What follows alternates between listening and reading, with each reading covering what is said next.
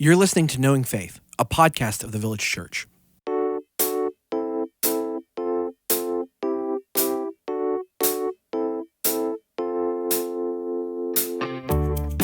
This is Kyle Worley, and I'm joined by my co-hosts Jen Wilkin and JT English. On today's episode, we are discussing the story of David and Bathsheba and some of the dominant ways this story is misunderstood in contemporary conversations. This is, I think, a really fruitful, profitable discussion.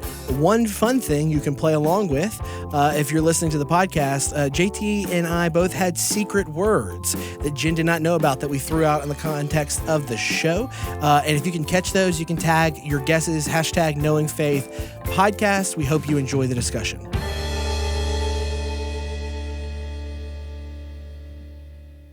Okay, we're in another episode of Knowing Faith, and yeah.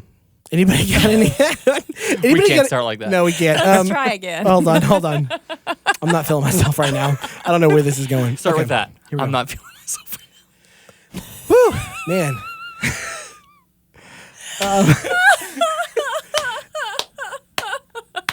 Yeah, we're just going to start like this. Somebody just tuned into Knowing Faith and we're laughing. And the reason why is because there's a lot of stuff that you don't hear that happens off air. And you know what? There's a lot. Sometimes I really wish we were recording that stuff, and sometimes I'm really glad. Well, someone did. Someone We're just is hoping they never get fair. mad at us. Yeah. He's looking at us right now. He's got everything. Got a lot of power. Might make bloopers for He's the got a lot of power. staff dinner. Or something like I that. gotta be honest. I just was telling Jen I'm not feeling super great right now, and I feel like I ate something bad. And she wasn't really comforting. No, No, she told me. I said, "Are you going to throw up? And are you contagious?" And then you asked somebody to said, call the ambulance. She said, I don't have time to get what you have. I'm gonna be honest. I feel like I ate like bad marinara or something. Like I just feel like sick. Well, we ate lunch at the. Didn't you order the same thing I ordered? Mm-hmm. I hope it was that. You ordered sausage and I ordered bacon. I hope it was the sausage that took you down. Why are you wishing ill upon me? I don't understand. You literally are compounding it. We've given you opportunities to walk back, to be more merciful, and you're just driving that nail further home. Okay, well, here we are. We're going to now talk about the story of David and Bathsheba, a lady in the night, 2 Samuel 11 through 13, as if not feeling well was already not good enough. Now we've got to sit here and talk through a pretty serious story about David and Bathsheba, and one that, honestly, the three of us have talked at length about this, but one that is often, if not misunderstood, certainly the emphasis is wrongly placed. Mm-hmm. Yeah. In the story of David and Bathsheba. And so just cracking right into it, this is one of the more well-known stories. Like if somebody knows two stories about David, they probably know the story of David and Goliath and then the story of David and Bathsheba. Wouldn't you say? Yeah. Yeah. So pretty popular story. It's in 2 Samuel 11 through 13. So let's kind of retell the story up to this point. What's been happening? When we get to 2 Samuel 11, the story of David and Bathsheba, how it really kicks off, what's really been happening up to that point? Well, we've gone through the death of Saul and then David's rise to the throne, and we've seen the house of David growing stronger and stronger, the house of Saul growing weaker and weaker, and then you get to chapter 7, and it's this pivotal moment where you have the Davidic covenant given. David is promised a line that is going to endure forever. His son is going to reign on the throne forever, and so then you're wondering, who is the son? Who is the son? Who is the son? Meanwhile, we've seen him multiplying wives and concubines throughout the whole story, which was something that he was told not to do. He wasn't. That's one of the ways in particular that he's displaying a tendency to behave as a king like the nations instead of a king unlike the nations. And when we get to the end of chapter 10, we are in a place where it looks pretty good. Things look pretty like everything has happened that we would want to happen. David is reigning. They have subdued their enemies. There's been a lot of positive fulfillment of the word of the Lord. And then it's like, don't turn the page, guys. Just don't turn the page. Yeah. Yeah, so it does look like the anointing promises that were given to David, those have come true. Have come to pass. But we have seen all along these little hints that were being dropped into the text. particularly with the way that David was relating to his wives, specifically having more than one, Right. and also concubines, Yeah. that these were supposed to be red flags thrown for us in the text. Yeah, and they are red flags. Just to kind of place it in a larger narrative, they're red flags for a lot of Israel's kings. Yeah. like Yeah, right? yeah. So like these are some of the character flaws of David show up in a lot of the other leaders, Right. and especially Israel's kings. I think about Solomon, his son, is certainly going to repeat He is. a lot of these problems. As we're going to see even probably during this discussion, the sins of the father are amplified in the sins of the sons. Yeah. So let's just, JT, would you read 2 Samuel chapter 11, verses 1 through 5? And that'll kind of kick off an opportunity for us to talk through this story and some misunderstandings around it. Yeah, you bet. This is 2 Samuel 2 Samuel 11, 1 through 5. In the spring of the year, the time when kings go out to battle, David sent Joab and his servants with him and all Israel, and they ravaged the Ammonites and besieged Rabbah, but David remained at Jerusalem. It happened late one afternoon when David arose from his couch and was walking on the roof of the king's house, and he saw from the roof a woman bathing. And the woman was very beautiful. And David sent and inquired about the woman. And one said, "Is not this Bathsheba, the daughter of Eliam, the wife of Uriah the Hittite?" So David sent messengers and took her. And she came to him, and he lay with her. Now she had been purifying herself from her uncleanness. Then she returned to her house, and the woman conceived, and she sent and told David, "I am pregnant." Okay, so David's in Jerusalem. His armies are out at battle. David goes up to his roof. He sees a woman bathing. And a lot of times, particularly in sermons on this passage, and we're going to talk more about this, how this passage gets preached in a little while. But what happens here, most people are going to stop right here, and their first point is going to be, this woman is flaunting her business. Mm-hmm. Okay, is that really what's going on here? Well, actually, I think what we're seeing here is that it says she had been purifying herself from her uncleanness. And so it's interesting, why is that in there in this parenthetical statement? And obviously it's going to establish for us, this means that she's completed her menstrual cycle. And so she is actually demonstrating righteousness in that she is abiding by the requirements of the law. But it also establishes that she is not currently pregnant. Yeah. And so, but the fact is, the first thing that we see of Bathsheba is that she is observant of Israel's law. But why? But like okay, I'm sorry, I'm playing devil's advocate here. Okay, Yeah, I just fine. want to be really Yeah, clear. he wants to be really clear. Yeah. Sometimes I feel like when I ask these questions, people are like, "Man, Kyle just seems to be really antagonistic." Kyle's a real doofus, yeah. But why is she not in her private bathroom, like in her mini bedroomed house? We aren't told. We don't know why this is taking place on the roof. But you know, the thing that is interesting is many of the commentators will acknowledge this, and I think it's pretty obvious in the text. The language of how this plays out is very much the language of Genesis chapter 3. There is a seeing, and then there is a desiring, and then there is a taking that are happening here in the text. And so I think that should inform the way that we read this portion of the story, and also the way that Nathan is going to confront David about this moment. And what we don't say when we read the Genesis account is that Eve saw the fruit on the tree, and the fruit was really trying to sell itself. You know, like the fruit was turning this way and that to make sure that Eve saw it, and the fruit was, the fruit was tempting Eve. It is not the fruit that is tempting Eve. Yeah. Yes. It's the fruit is passive. The fruit is acted upon in the story. Well, and JT, why didn't Bathsheba just say no at the risk of sounding crass?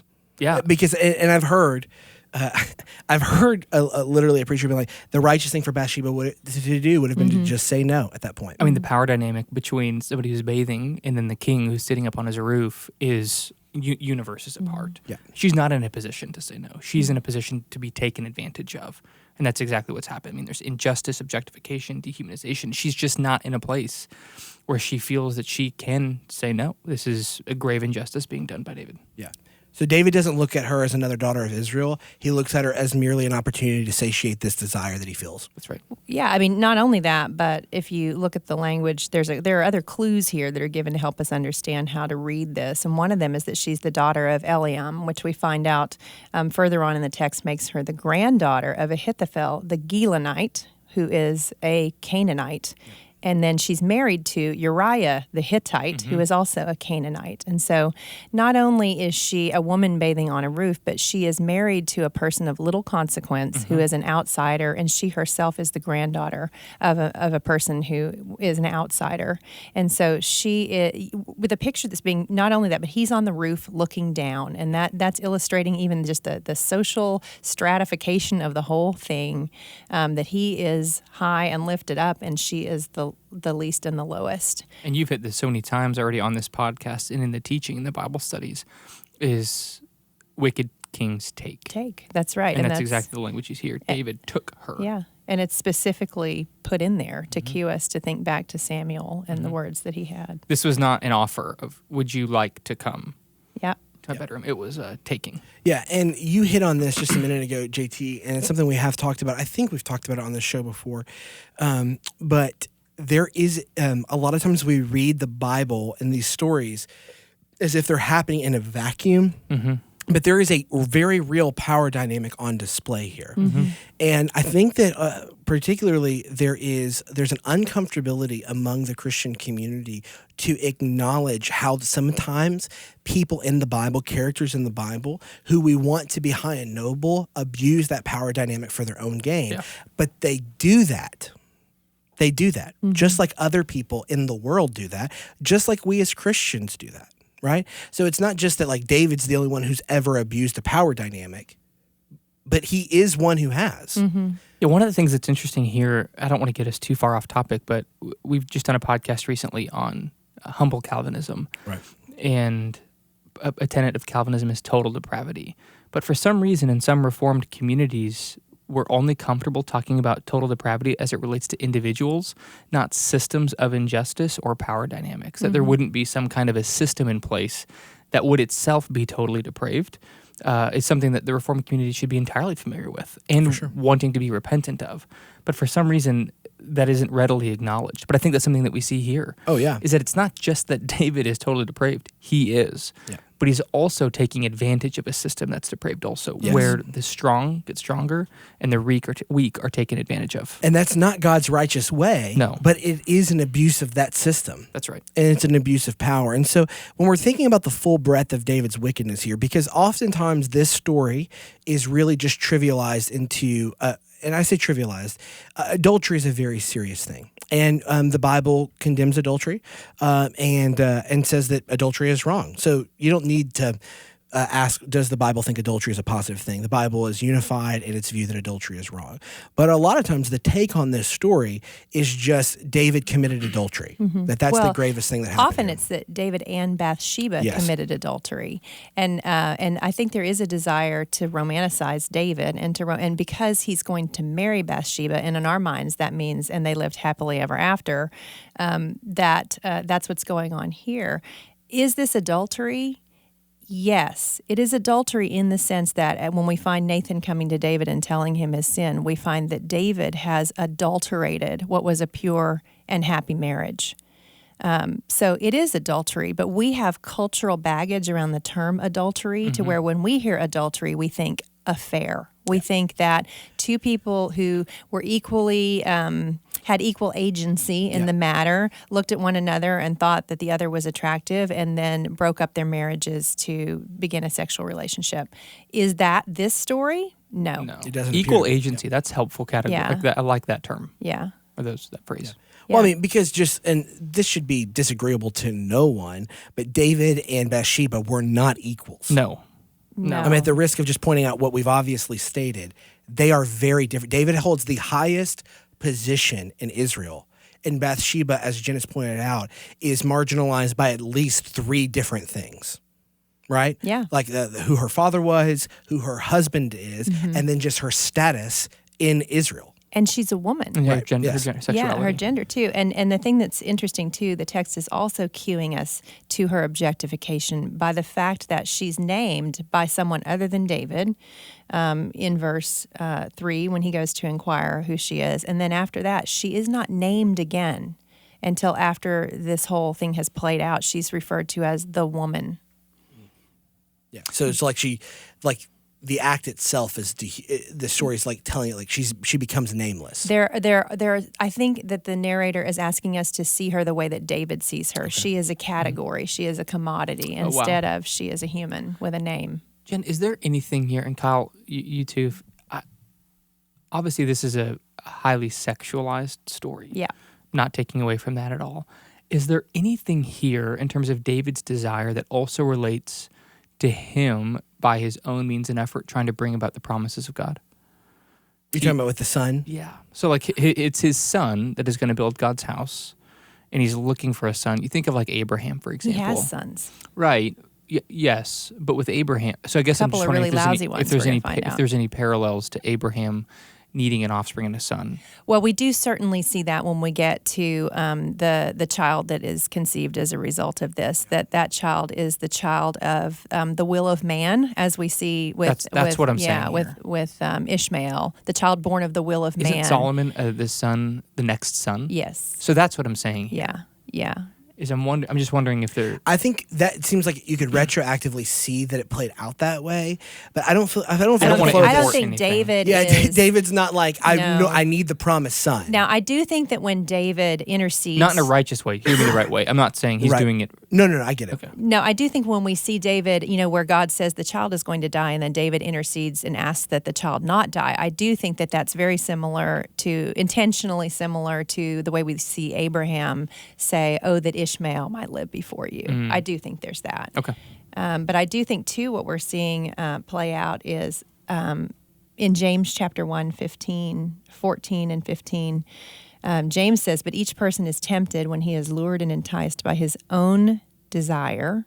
Then desire, when it has conceived, gives birth to sin, and sin, when it is fully grown, gives forth death, brings forth death." So we see that the woman, as she's referred to, becomes pregnant, and then the child will ultimately die. It's an upsetting story, and so I need to tell people who are listening to this, who are hearing me reference the death of the child and just keep moving, I don't mean to spend only a little portion of the emphasis on that. We spent a great deal of time on it in the teaching that we did in the women's class, and I would imagine in the men's classes as well. But it's an aspect of the story that is trying to tell us that when the serpent says, "You will not surely die," that the serpent is a liar. Yeah. That death doesn't. Death follows sin, right? And what we see in this story is the same pattern of Genesis, where we see, I want, I take, and then the immediate next thing that begins to happen in verse 6 is, I conceal. Which is what Adam and Eve do. Right. They hide. Trying to hide. And they can't. And we're going to get to the exposing of this with Nathan in chapter 12 in just a minute. But I wanted to pause and just remind the listeners that have been following along with this story. Isn't David a man after God's own heart? Like, how does this square with that? And I know we've said that. We've kind of distinguished. But could we, again, talk about how does this square with a man of God's own heart? Because when people know David, that's like the bumper sticker on the David story. Yeah. I mean, this is, Jen, you helped me see this more than I mean, that's the way I would have read these passages until a few years ago, until you and I were sat down and did. I mean, that's what's fun about this podcast for me, is these podcasts are often just kind of listening into conversations that we're actually having as we do theology together. So maybe just a quick side note there. If you're listening to this, don't just listen to us. Have these conversations with roommates, partners, spouse, dialogue, because that's where we learn. It's not that we just read books and come in here. We're learning in the midst of conversation. And like, you can't learn something unless you were wrong or didn't understand in the first place. And so this is something I think I've learned really well from you, Jen, is this idea that David is this man to be emulated. And there are things that are meant to be emulated, just like any character in the Bible, or to be learned from, or at least gleaned from. But you help me see that this is not so much a man after God's own heart, but a man of God's choosing. And that helps me understand even the gospel so much more. I mean, that just clarifies so much about what is being accomplished for us by the Son of David. Right. that I don't need to be a man after God's own heart, but that God's heart chose me, that I'm a man of God's choosing, not because of something in me that somehow... so chivalrous or brave or noble. Yeah, there wasn't something about me that God saw and looked down the corridor of time and said, he is a man after my heart, I'm going to choose him. There is nothing, this is, again, getting back to Calvinism, this is unconditional election. There was nothing about David that conditioned God to be predisposed to him. It wasn't that he was somehow so different than Saul. As a matter of fact, we see a lot of similarities between him and Saul, in these, especially in this text in particular. He's a man that's going to take. But it's by God's kind mercy that he chose David, and he became a man of God's choosing. Well, I think too of the lyric in A Mighty Fortress. Talk more. Did we? This is my favorite hymn. Did we in our own strength confide, our battle would be losing. Were not the right man on our side, the man of God's own choosing. That's right. And I think back to that lyric. I've sung it my whole life, and then to find that it was actually embedded here in 1st and 2nd Samuel, that idea, but it had become obscured in the phrasing of a man after God's own heart. Yeah.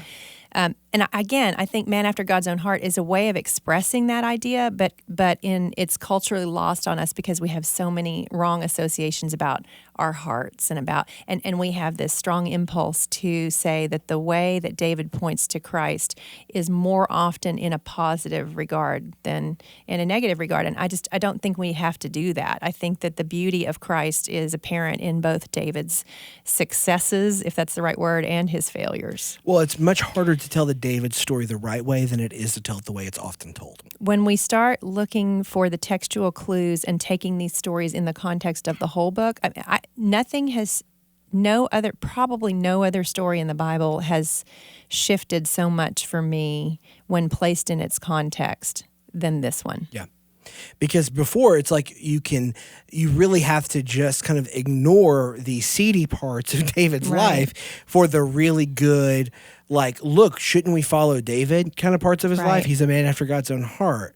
And then you have to look at someone like Bathsheba and be like, well, look at Psalm 51. He did confess. Like, that's still a good thing. And you're like, yeah, David did good things. He also did bad things. And that's okay, because that's how everybody but Jesus has been. Yeah.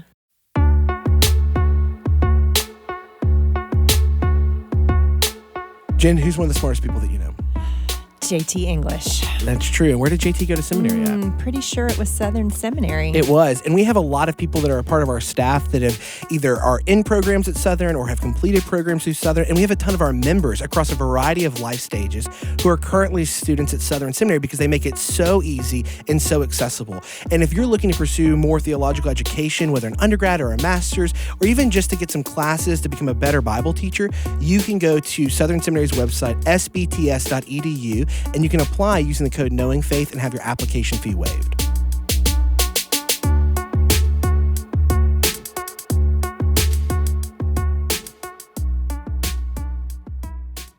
So David's wickedness here is not just that he looked and took, but it's that he concealed, right? That's part of it. So he looks, he takes, he conceals, and then the act gives birth to death, as James says, and not just the death of the child, as we've already mentioned. It's the death of Uriah. Right. Yeah. So what's incredible about Uriah too is part of the passage talks. So he gets brought back, right? So everyone is at war, and which is where David was supposed to be. David should be out at war. That's where the kings go. He brings Uriah back, and he basically says, David says to Uriah, "Go to your house." And he says, "The ark and Israel of Judah dwell in booths, and my lord Joab and his servants of my lord are camping in the open field. Shall I then go to my house to eat and drink and lie with my wife?" Which strikes this parallel to what David has just said in 2 Samuel 7 of, I live in this palace, and we need to build a house for you. And so you see that this man of who's saying it's just this right posture towards the presence of God that David has lost 3 chapters later. And Uriah, this man of insignificance, I mean, who's going to be put on the front lines, still has. Well, you could even argue that David was beginning to make that turn when he says, I should build a palace like my palace. David's thought is, how can I bring God up to where I am? And Uriah's attitude is, how can I go wherever God is? And I wonder too, I found myself wondering as we were getting into this, if maybe the reason that God does not allow David to be the builder of the temple is because of this. He was okay. So he was thinking about it just Yeah. totally differently. Yeah, I don't know. That was just something that kind of struck me as we were going through that part. But the Lord doesn't allow that to stay concealed. No. And so Nathan, who is a prophet, right, addresses David. Yeah. One more thing before we get to that, though, because it's please. a pattern that we need to be tracking in the text, and that is that Uriah, who is a Canaanite, gives the faithful profession, which is the pattern that we see throughout the book, is that the outsider is the one who tends to speak the truest word about God or the truest desire for God. And that's elsewhere, too. I mean, that's Rahab, right? Well, it's throughout Scripture. It's the centurion soldier at the cross. That's right. All of Israel is crucify. It's the centurion saying, surely this was the Son of God. Mm-hmm. And we'll see it later on in the book of Samuel. There's a Cushite who comes to report the death of Absalom, and the Cushite is the one who tells the truth. And, from 1,500 miles away from where all of this is going on. And just this reminder to Israel, hey, Israel, sometimes those outside the camp are the ones who will see more clearly. And it's this promise pointing toward the gathering in of the Gentiles. Pretty cool. I love that. And I'm glad we didn't miss it. Thank you for calling back on that. So Nathan shows up and he addresses what David wants to keep hidden. And he confronts David with this rebuke. And so this is in chapter 12.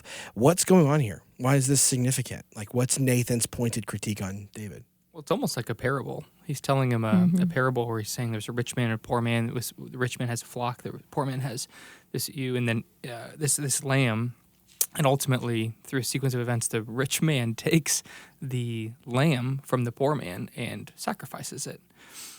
And David just is incensed by this. I mean, he is overwhelmed that somebody with so much would do this great injustice through, again, a power dynamic and through injustice, and would take the very little that the poor man had for his own benefit. Yeah. And he says, as the Lord lives, the man who has done this deserves to die.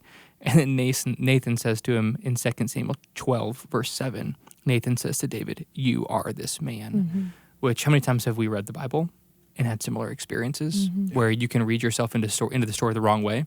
And that's exactly what David's doing here. And he realizes, oh my goodness, I'm a different character than I thought I was in this story.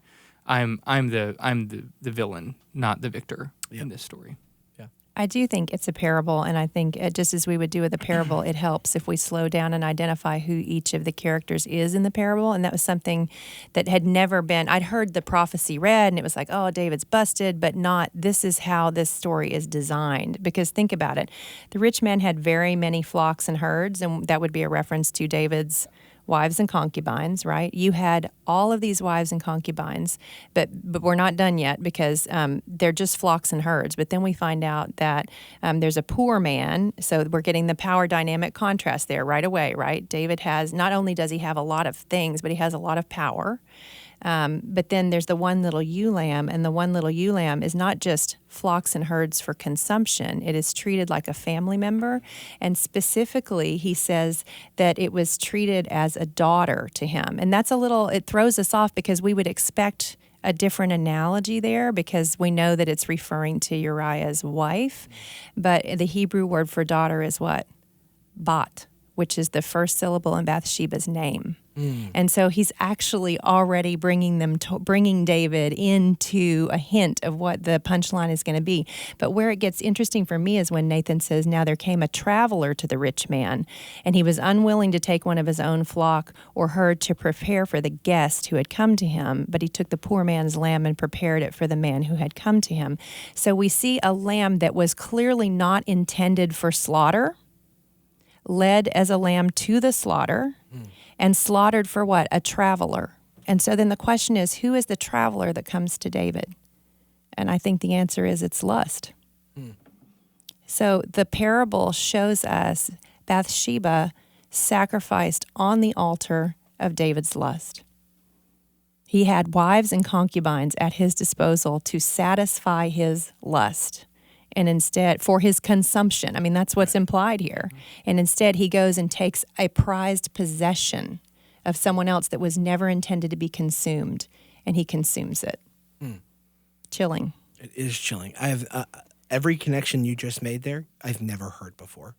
Like, that all seems to jive and make more sense of this than I've ever been able to make sense of this, because I typically rush right through it.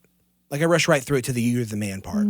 Yeah, Right. because Like here's the rebuke. I'd never heard the bot part before. That's new. Yeah. Where it's Well, like, here's the exhortation. Like, let me get you to where he's aiming at. He's gonna right. It's confront well, him. and again, think about how driven we want the application point. We don't want to fight through the part that comes before the application point. But there is another really beautiful thing that's happening here, and we kind of blew right past it, but it frames up the whole story. And it's the beginning of verse 1 in chapter 12. It says, "The Lord sent Nathan to David." And this is like where we're living in the tragedy of this up until this moment, wondering, oh no, oh no, oh no, oh no. And it's still going to be bad, but we see this message of hope. The Lord sent Nathan to David, because the word sent had appeared 12 times in chapter 11. David sent multiple times. Bathsheba is sent for, and she sends word, and Joab sends. And then when we get to chapter 12, it is God who is sending, and he's sending forth his word, and it will ultimately be for David's salvation. Just the kindness of God Yeah. still to pursue David. Yeah. Even in the mid, just like the Lord walking in the cool of the day, right? Saying Yeah. like, Where are you? where are you? Mm-hmm. Yeah. Yep. Kindness of God to continue to pursue his people even when they run. What are we to learn from this story with David and Bathsheba? Yikes. What are we to learn? I mean, I think sin brings death. Mm-hmm. I mean, James 1, and that continues here. As David's child dies, the child that's conceived. I mean, it's just and again, we did an episode a few weeks ago on this. You should not necessarily draw one-to-one correlations in your life from biblical stories. Right. Don't think that the suffering you're going through or death of a family member or death that might be facing you is a one-to-one correlation to a sin in your life. Right. That is not what we're saying. We're saying here, those who are a part of God's kind of redemptive plan as they were stepping outside the bounds of what God had ordained for them, that sin brought death in their lives. Yeah, and I think, one of the things that happens with this story is it's immediately followed by the story of Amnon raping Tamar and Absalom killing Amnon.